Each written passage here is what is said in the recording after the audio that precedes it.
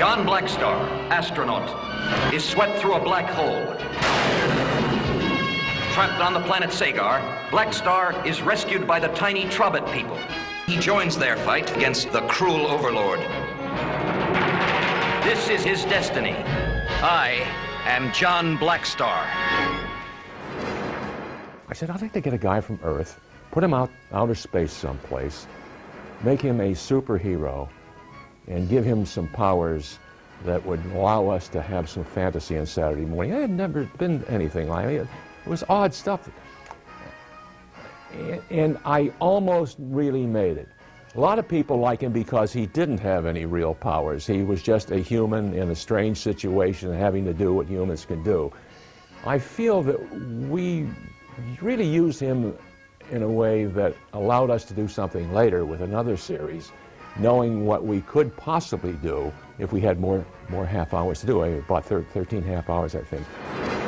In the initial creations, you know, we do model sheets for ourselves, so we know what the characters are looking like. I bring them back to New York, show them the Silverman. I was reminded, and I had forgotten this, that we did him as a African American. But I never presented it as an African American. It was not that the network did not want an African American. In fact, as we had done an African American super stretch, and an African American wife and husband, it would not have been the first African American on Saturday morning. Fat Albert. He really worked. He had an interesting villain. Working on Blackstar and seeing what we could do with Blackstar and seeing what you could do with the medium really gave us an entree into what happened with He-Man. John Blackstar, astronaut.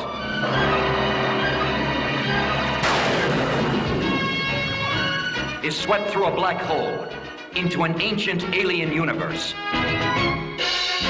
Trapped on the planet Sagar, Blackstar is rescued by the tiny Trobbit people. In turn, he joins their fight for freedom against the cruel overlord.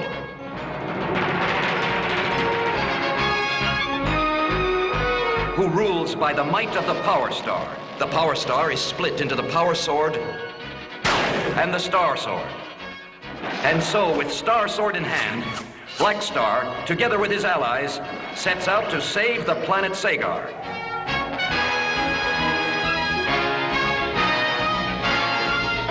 This is his destiny.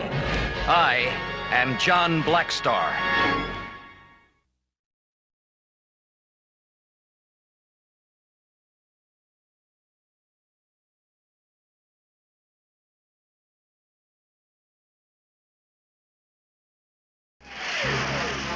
John Blackstar, astronaut, is swept through a black hole. Trapped on the planet Sagar, Blackstar is rescued by the tiny Trobbit people. He joins their fight against the cruel overlord. This is his destiny. I am John Blackstar. I began at Filmation many years ago. Lou had a busy season coming up, and so I sent a spec script into your studio to Arthur Nadel, who read it, which was nice of him because, you know, he did. But he did read all the stuff that came in from people on the outside. And he said, well, you know, we have stuff going on, so he called me in, interviewed me, and gave me a shot. I was there. I was able to remain there for three solid years, writing away. So I began as just one of the writers, and I ultimately, you know, made it up to story editor before my term was up there. I had never written a professional script. Not that I necessarily wrote a professional script with you, but I didn't say anything. But you know, I really this company, Lou, Art Nadel, Norm Prescott, they gave me and countless other people their first shot. My first shot in this business, certainly as a writer, and many artists, certainly, you know, first jobs as artists. So, very generous people, very, they really helped out a lot of people. It was a booming time at Filmation, and it was just exciting. A lot of young people. We were all just starting out in the business, and many of us became lifelong friends. We used to have wrap parties. In September, when the shows went on the air and we had been working all, spring, summer, we'd have these, Lou had these wrap parties. No, we had these wrap parties. Anyway, you brought your spouse and, big spread, lots of food, sit-down dinners, the whole thing. So it was just fabulous. Visita mi canal. This one time, it was the season that I remember Blackstar had premiered, and I had been working on that. And you had a whole bunch of shows going that season, and you were just 6 shows. And you were getting these shows ready for the Saturday morning premiere, and then the party was Saturday night, right after it had aired. That was a real party, not the ones where we were selling the paint. No, this was this was a big spread at another location, not just at the studio. So, a restaurant. So, and he had been working on editing things and soundtrack all week. He had about, I think he had like 3 hours of sleep in the past 7 days. But, and you're... Sounds like last week. Yeah. So, but here you're having this party too, so you're just like the walking wounded. But, so, and he's being great with everyone. So he's finally getting a chance to sit down and eat dinner. And the salad is done. And so the waiter comes by to Lou and says, can I take your salad plate? And Lou, again, he hasn't slept in 7 days. So the waiter, may I take your salad plate? And Lou's like, any port in the storm, Lou's like, Lou goes like this. You fell asleep in a salad? He fell asleep on the waiter's hand. Lou decided that this looked like a good enough pillow to have a little snooze in. And I think it was the funniest thing I've ever seen in my life. I think I laughed till I died. It was just... That's you were tired, unkind to your elders. But no, you had been working real hard. I'm thrilled that these are on DVDs. Some of the shows that are being put out on DVD in these sets haven't been on TV since the early 80s. I have some videotapes of Blackstar that are now, almost unwatchable. So I'm very excited to be able to have these. You actually watch them? Because some of these I have not seen in over 30 years. It's amazing. Well, I'm thrilled that they're going to have good copies out there and crisp and clean. Yeah, it's beautiful. They look better in some cases than the stuff we did originally. They went over and cleaned up all the negatives, and they look great. That's fabulous. Well, I can't wait to have these in my collection. John Blackstar, astronaut.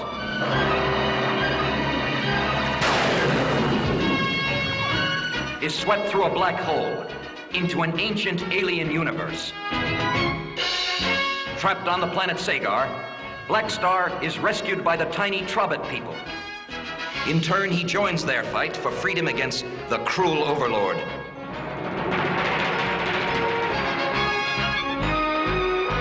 Who rules by the might of the Power Star. The Power Star is split into the Power Sword and the Star Sword. And so, with Star Sword in hand, Blackstar, together with his allies, sets out to save the planet Sagar.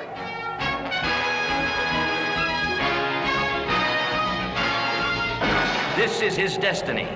I am John Blackstar.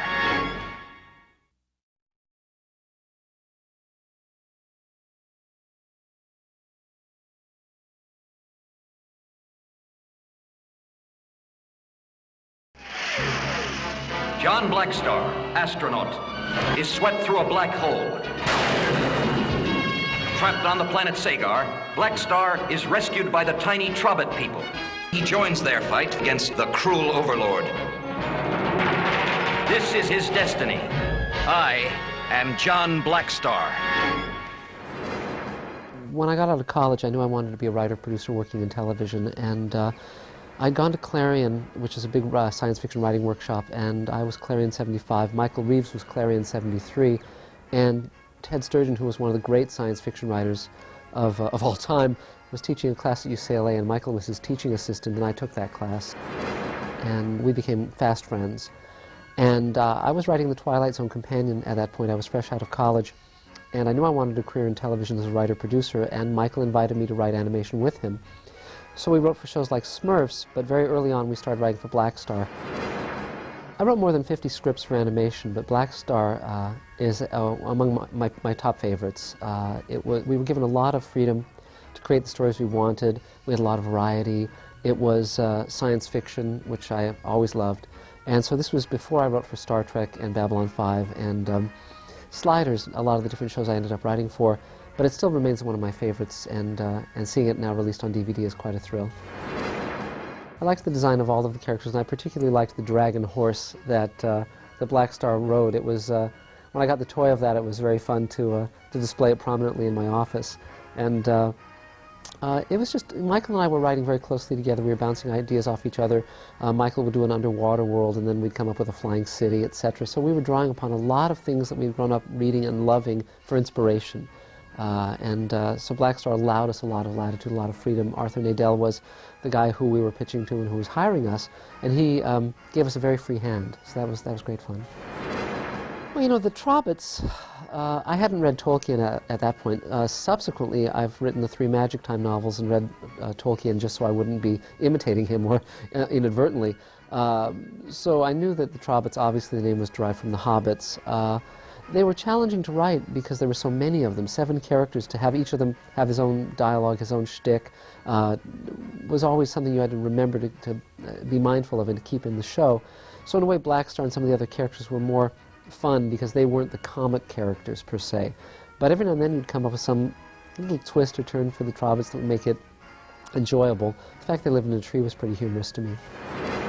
I'm fond of many of the scripts I wrote for Blackstar, but the one that stands out most distinctly is The Air Whales of Ankar, which Michael Reeves and I co-wrote.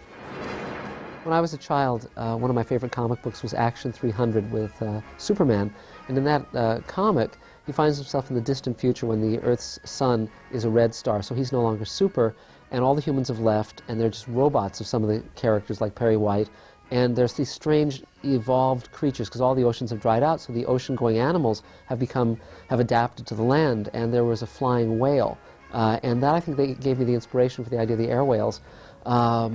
It was funny because when we wrote that, there was sort of these pirates and all these characters, and there was a character who was a leopard man in our script, but the artist, apparently he left the job the day he was designing that character, or he got fired. Stories clash, but instead of doing a jaguar man, he basically did a cookie dough man. And so when we saw that character, we said, "What is that?" It was ludicrous, and but even so, it was a very fun episode to write, and just the variety of the show was great.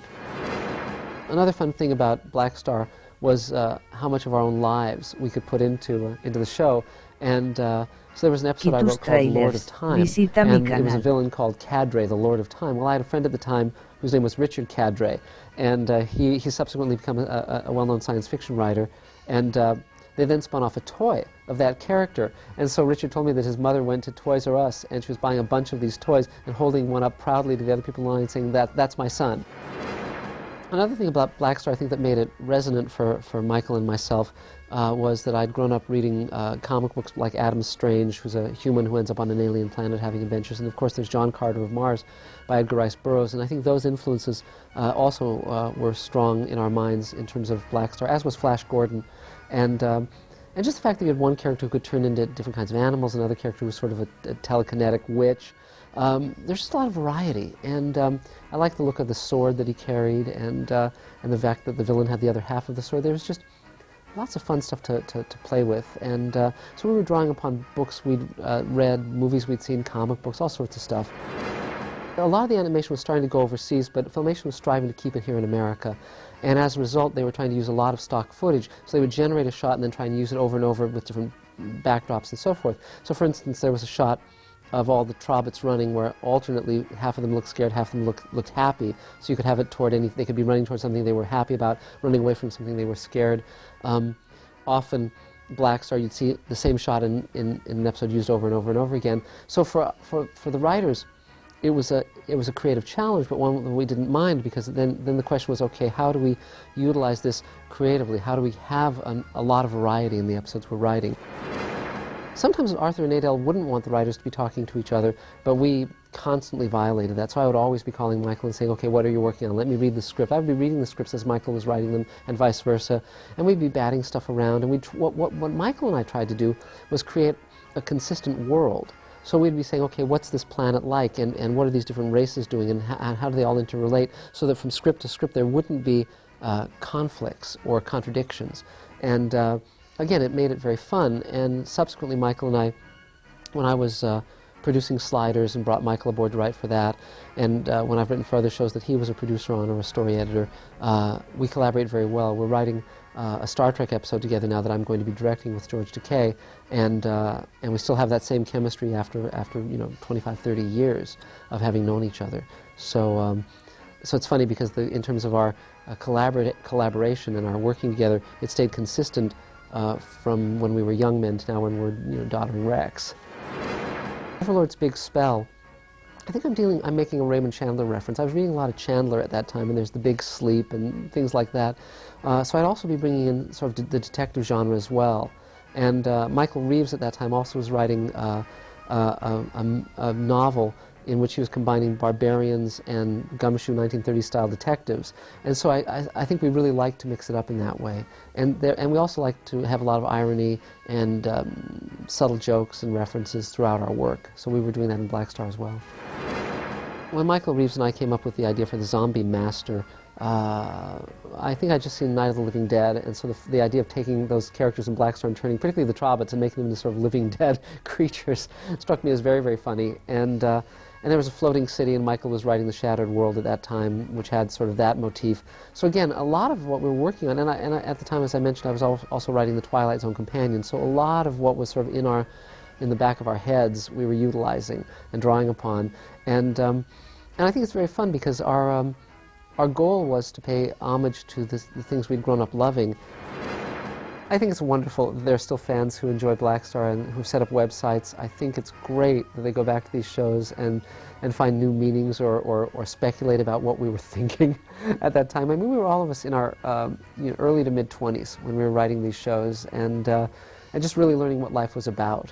And back then, the idea that we could write something and it was going to be on CBS and that millions of people were going to see it was just enormously exciting to us. And my degree was in painting, sculpture, and graphic art, so I loved working with artists who were going to take things that I was writing and bring them into a visual medium. That was just a great kick. And so I think it's marvelous that they're fans of this show. Watching the Blackstar shows now, after I haven't seen them for over 20, 25 years, there was this immediate rush of, yeah, I remember that, and how good it looks and how fun it looks. And I love the color palette. I didn't remember how bright it was with all those greens and purples and oranges.